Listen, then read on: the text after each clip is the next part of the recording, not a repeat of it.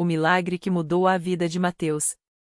Mateus tinha 58 anos quando as dores nas articulações começaram a tirar seu sono. A princípio, eram apenas incômodos nos joelhos após um dia longo de trabalho como pedreiro. Mas com o tempo, a artrose se espalhou pelos quadris, mãos e coluna, transformando cada movimento em uma tortura.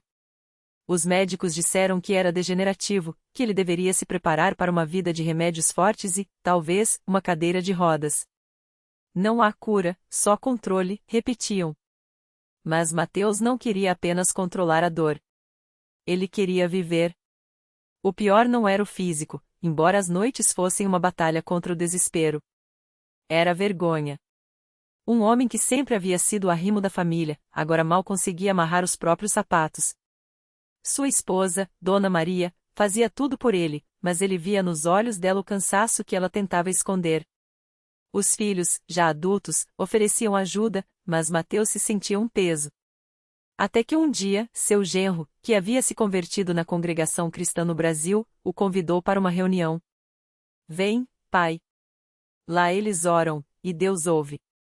Não custa tentar, disse o rapaz, com uma simplicidade que tocou Mateus. Ele resistiu no início. Oração não é remédio, pensava.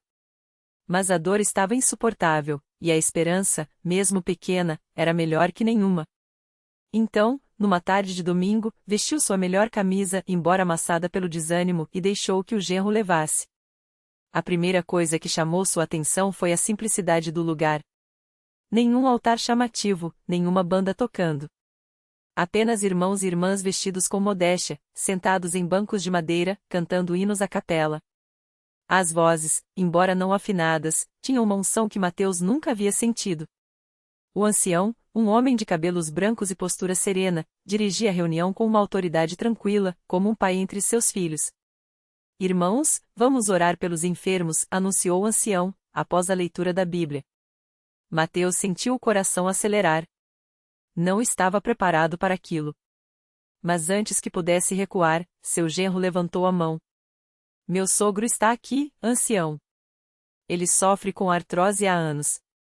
Peço que os irmãos intercedam por ele. O ancião olhou para Mateus com um sorriso bondoso. Venha à frente, irmão. Deus está aqui. Tremendo, Mateus se levantou. Nunca havia falado em público, muito menos em uma igreja. Mas algo naqueles olhos o fez obedecer. Enquanto caminhava, apoiado em uma bengala que mal aliviava a dor, ouviu os irmãos começarem a cantar o hino a Jesus, tua misericórdia, àquele que fala do poder de Deus para curar. As lágrimas vieram sem aviso. O ancião colocou a mão em seu ombro e orou com uma fé que Mateus invejava. Senhor, tu és o mesmo Deus que curou o paralítico, que deu vista ao cego. Olha para este teu servo. Não pelo que lhe merece, mas pela tua graça, restaura-o. Em nome de Jesus. Os irmãos amenizaram, e Mateus sentiu algo estranho, um calor nas articulações, como se uma mão invisível as envolvesse. Mas a dor ainda estava lá. Ele abaixou a cabeça, decepcionado. Não adianta, pensou. Nas semanas seguintes, porém, Mateus continuou indo às reuniões. Não por obrigação, mas porque algo naquela igreja o atraía. Talvez fosse a paz que sentia ao ouvir os hinos, ou a maneira como os irmãos o tratavam, não com pena, mas com respeito, como se já vissem nele um homem curado. O ancião sempre o cumprimentava pelo nome, e as irmãs lhe ofereciam chá depois dos cultos, conversando sobre coisas simples, a colheita, os filhos, a fé. Certo dia, durante a Santa Ceia, enquanto partia o pão e bebia do cálice, Mateus sentiu uma certeza inexplicável: Deus não me abandonou. Não era uma voz, mas uma convicção no coração. Naquela noite, pela primeira vez em meses, dormiu sem gemer de dor. Na reunião seguinte, o ancião falou sobre o batismo nas águas. É um ato de fé, irmãos. Morrer para o mundo e nascer para Cristo. Mateus sentiu o chamamento. Queria aquilo. Queria se entregar de vez. Eu quero ser batizado, disse ao ancião, após a reunião. O velho sorriu, como se já esperasse por aquelas palavras. Então prepare seu coração. Deus vai fazer grandes coisas em sua vida. O dia do batismo chegou. Era uma manhã fria, e o tanque batismal, cheio d'água, parecia gelado. Mas Mateus não sentia medo. Enquanto descia as escadas, apoiado pelo ancião e por 2 irmãos, sentiu as articulações rangendo. A dor ainda estava lá, mas sua fé era maior. Mateus, você crê que Jesus Cristo é o Filho de Deus?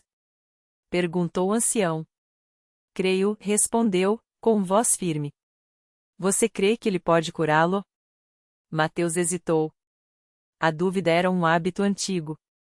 Mas então lembrou das noites em que, mesmo com dor, conseguia dormir em paz. Lembrou dos irmãos que oravam por ele sem nem ao menos conhecê-lo direito. Lembrou do pão e do vinho da ceia, símbolos de um amor que ele só agora começava a entender. Creio, disse, desta vez sem sombra de incerteza. Quando emergiu da água, algo tinha mudado. Não foi instantâneo como nos filmes. Mas enquanto se vestia no vestiário, percebeu que conseguia dobrar os joelhos sem dor. Experimentou abrir e fechar as mãos. Nenhum estalo. Nenhum incômodo. Glória a Deus! Exclamou um irmão que o ajudava a se secar. Mateus não disse nada. Só chorou. Na reunião seguinte, Mateus deu seu testemunho. Ficou de pé, como era o costume na CCB, e contou tudo. Como a dor o havia humilhado. Como a igreja o havia acolhido. Como, após o batismo, as articulações haviam sido restauradas. Os médicos, incrédulos, disseram que era remissão espontânea. Mas Mateus sabia a verdade. Não foi a água que me curou, disse, olhando para os irmãos. Foi a fé. Foi Deus. O ancião sorriu, satisfeito. Isso é o Evangelho, irmãos. Não somos nós, é Cristo em nós. Hoje, Mateus não usa mais bengala. Trabalha novamente, ajuda na construção da nova sala de reuniões da igreja e, toda semana, visita enfermos para orar por eles. Sua vida não é perfeita, ainda há desafios, como para todos, mas agora ele sabe, a fé não tira as montanhas de imediato, mas nos dá força para escalá-las. E às vezes, como no seu caso, Deus escolhe fazer o impossível, só para lembrar que, para Ele, não há limites. A lição que aprendi? Diz Mateus, quando perguntam. Que Deus não olha para nossas roupas, nosso passado ou nossa força. Ele olha para o coração. E quando nos entregamos a Ele, mesmo quebrados, Ele nos faz novos. Não do jeito que a gente quer, mas do jeito que precisamos. E isso, para Mateus, é milagre suficiente. Na mesma igreja onde Mateus encontrou sua restauração, havia uma irmã chamada Ana.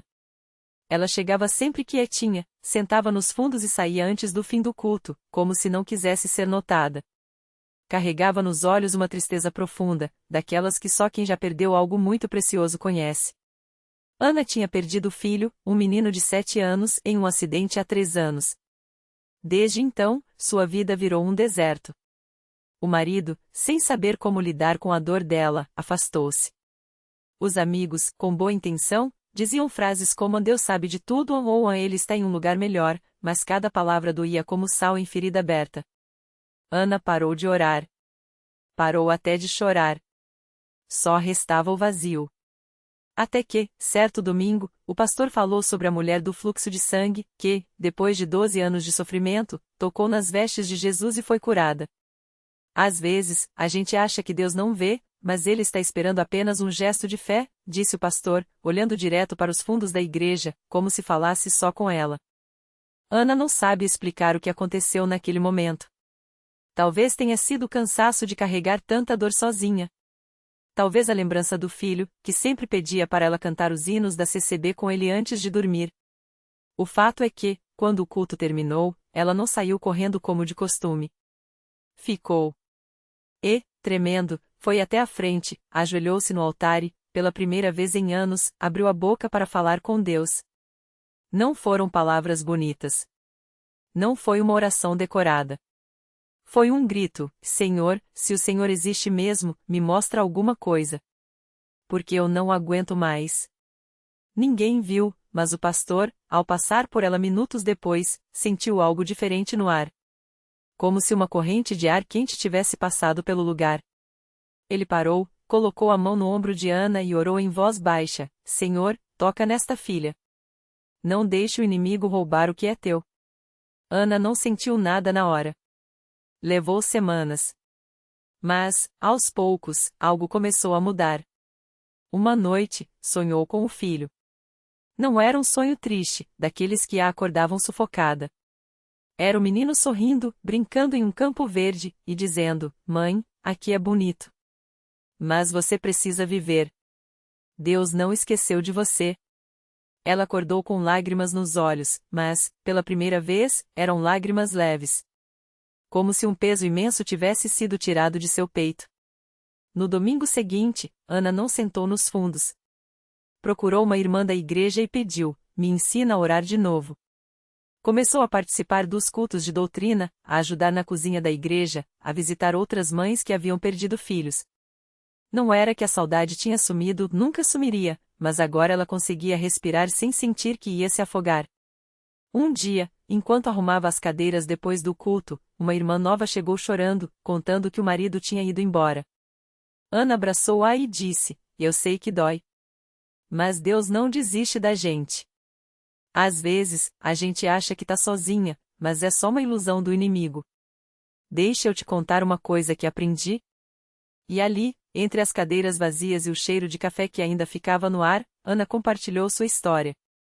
Não como alguém que tinha todas as respostas, mas como quem tinha sido levantada do pó. Porque na CCB, os milagres não são só de curas físicas ou soluções instantâneas. Às vezes, o maior milagre é uma alma que volta a acreditar. Um coração que, mesmo partido, aprende a bater de novo. E uma igreja que, como uma família, não deixa ninguém cair sozinho. Ana ainda visita o cemitério, ainda fala com o filho em suas orações.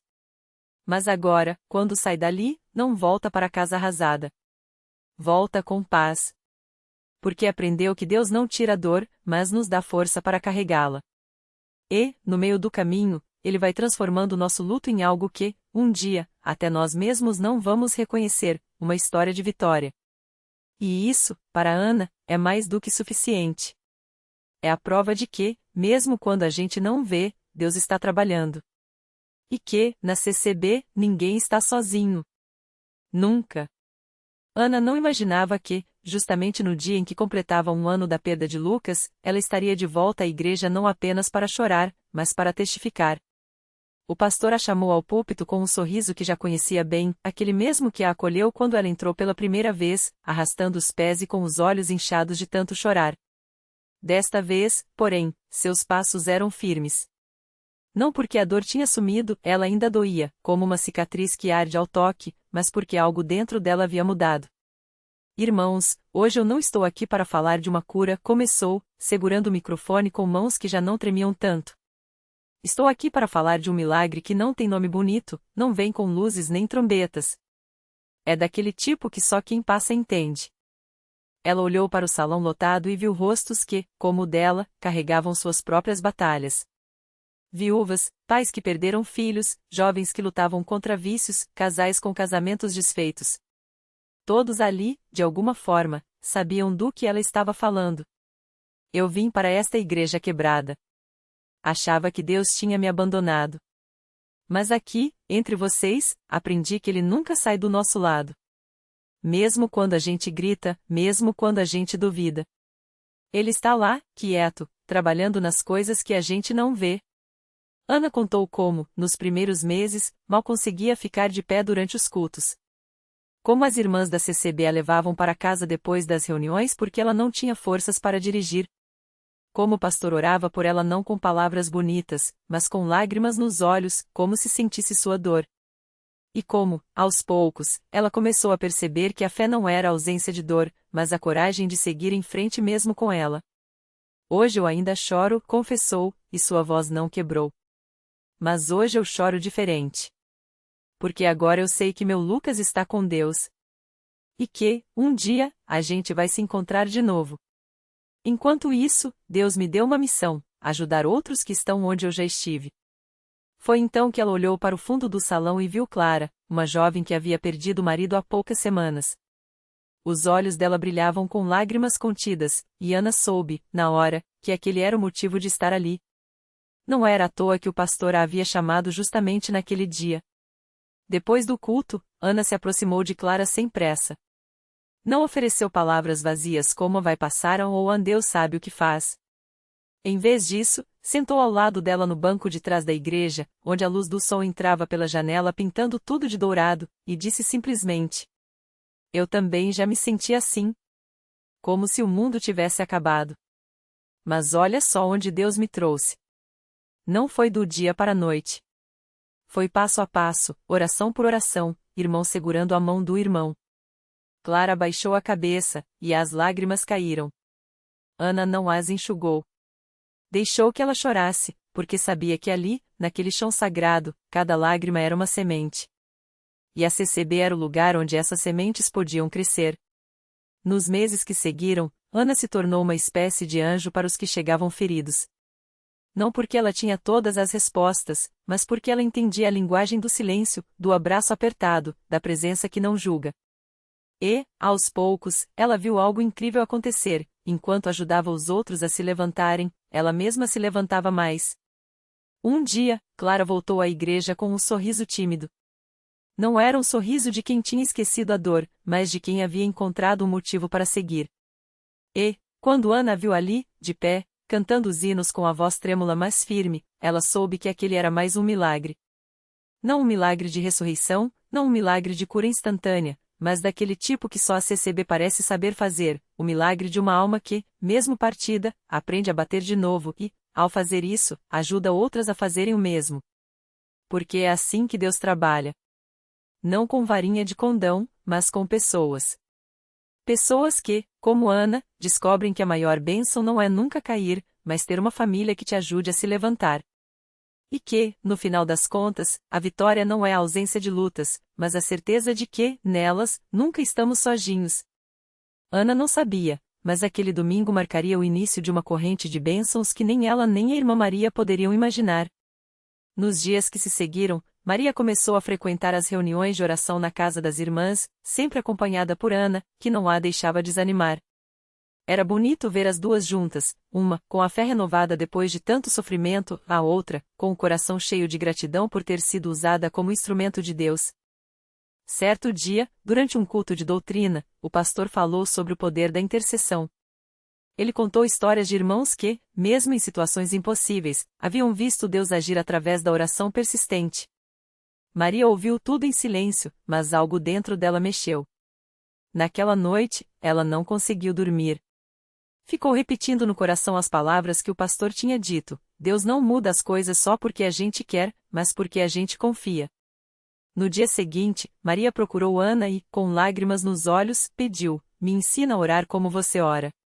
Não quero mais só chorar pela minha filha. Quero lutar por ela. Ana abraçou a irmã e, juntas, começaram a jejuar e clamar a Deus não só pela cura física da menina, mas pela paz que só Ele poderia dar. Passaram-se semanas. Maria já não era a mesma. O desespero tinha dado lugar a uma esperança quietinha, mais firme. Ela começou a visitar outras mães no hospital, levando palavras de conforto e até ajudando com o que podia: um café, um ombro para chorar, uma oração. Muitas delas não conheciam a CCB, mas sentiam algo diferente naquela mulher que, mesmo com a filha doente, conseguia sorrir e dizer: Deus está no controle. Até que, numa tarde de quarta-feira, enquanto Maria estava no culto de jovens, sim, ela já ia sozinha, sem precisar que Ana a levasse, o telefone tocou. Era o médico. A voz do outro lado da linha estava séria, mas não triste. Senhora Maria, os exames da sua filha deram uma melhora inesperada. Não sabemos explicar, mas a infecção regrediu. Ela está respondendo ao tratamento. Maria caiu de joelhos ali mesmo, no meio da rua. Não importava quem via. Ela só conseguia chorar e agradecer. Quando chegou em casa, a primeira coisa que fez foi ligar para Ana, que também chorou ao ouvir a notícia. Mas, antes mesmo de comemorar, Maria disse: Não é só por mim, irmã. É por todas as mães que eu vi lá no hospital. Deus vai fazer por elas também. E foi assim que Maria, que um dia tinha entrado na CCB arrastando os pés e com o coração em pedaços, agora ia de casa em casa, de hospital em hospital, levando não só o testemunho da filha, mas a certeza de que Deus ouve. muitas daquelas mães começaram a frequentar os cultos. Algumas, como ela, não tinham mais lágrimas, só fé. Outras ainda choravam, mas agora com esperança. Ana olhava para tudo aquilo e via a mão de Deus. Não era um milagre barulhento, com trombetas e fogos. Era daquele jeito que a CCB sempre tinha ensinado, silencioso, profundo, que começa dentro da gente e vai transformando tudo ao redor. Porque o verdadeiro milagre não era só a filha de Maria sarando, era uma mulher que, depois de ter perdido tudo, tinha encontrado um propósito. E esse propósito, agora, era ajudar outros a enxergarem que, mesmo na escuridão, a luz de Deus nunca se apaga. E assim, entre orações, testemunhos e muito amor, a história de Maria se tornou mais uma prova de que, na CCB, ninguém fica para trás. Porque quando um irmão cai, 10 se levantam para sustentar. E quando um coração se parte, Deus usa a igreja para colar cada pedaço, não do jeito que era antes, mas de um jeito novo, mais forte, cheio da sua graça. O milagre se completou não no dia em que os médicos, atonitos, declararam a cura da menina, sem explicação científica, apenas com um sorriso no rosto e os exames limpos. Não foi sequer quando Maria, de joelhos no templo, chorou ao sentir o abraço apertado da filha, agora livre da doença que a consumia. O milagre se fez completo quando ela estendeu as mãos para trás e puxou outra mãe que chorava no banco da igreja, uma estranha com os mesmos olhos inchados de dor. Deus não tira só o que dói, sussurrou Maria, apertando aquelas mãos trêmulas. Ele nos dá algo maior, uns aos outros.